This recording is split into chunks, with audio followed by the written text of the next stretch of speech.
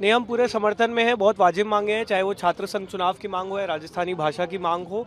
छात्र संघ चुनाव किसी भी लोकतंत्र में छात्रों का संवैधानिक अधिकार होना चाहिए। और जहाँ तक बात राजस्थानी भाषा की है, अगर यूनिवर्सिटी प्रमोट नहीं करेगी तो और कौन प्रमोट करेगा। ना सिर्फ ये, बल्कि जो भी इंफ्रास्ट्रक्चर की यहाँ पे प्रॉब्लम्स है, रीवैल्यूएशन की प्रॉब्लम है, सेमेस्टर प्रॉब्लम्स हैं, टीचर्स की प्रॉब्लम्स हैं, हम मांग करते हैं कि इनको अगले कुछ समय में सुलझाया जाए। अब सिर्फ बातचीत से काम नहीं चलेगा। हम सरकार को और यहाँ की वीसी को 3 महीने का समय दे रहे हैं। या तो आप राजस्थान यूनिवर्सिटी का हुलिया बदलिए या फिर 3 महीने में हम आपका इस्तीफा लेंगे। आने से पहले एक ट्वीट करा है आपने, आपको किसी चीज़ का डर हो रहा है क्या? नहीं, हमें किसी का डर नहीं है।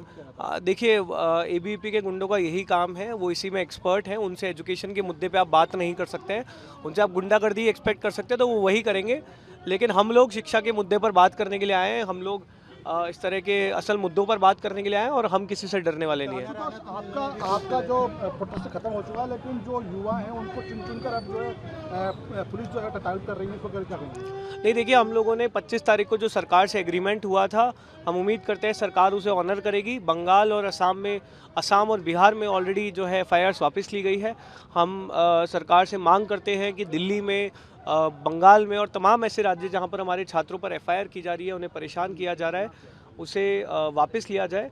आप अपनी बात से पीछे मत हटिए, वरना हम फिर से आंदोलन करने को मजबूर होंगे।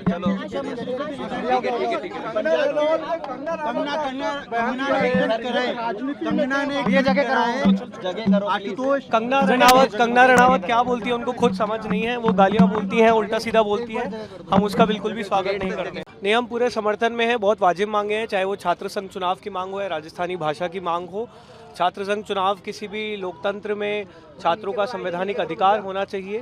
और जहाँ तक बात राजस्थानी भाषा की है, अगर यूनिवर्सिटी प्रमोट नहीं करेगी तो और कौन प्रमोट करेगा।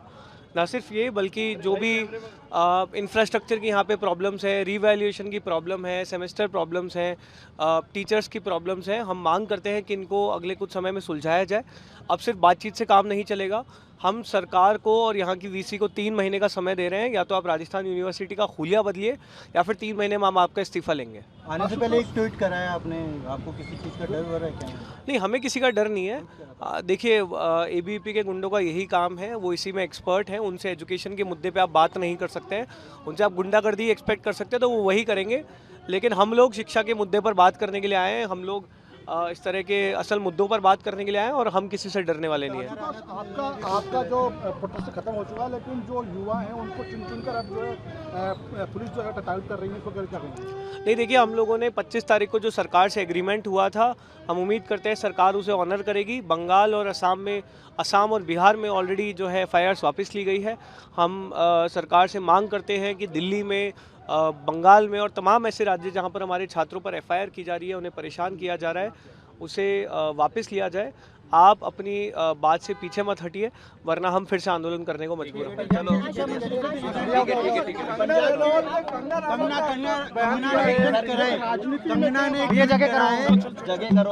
कंगना रनावत क्या बोलती है उनको खुद समझ नहीं है। वो गालियां बोलती हैं, उल्टा सीधा बोलती हैं। हम उसका बिल्कुल भी स्वागत नहीं करते।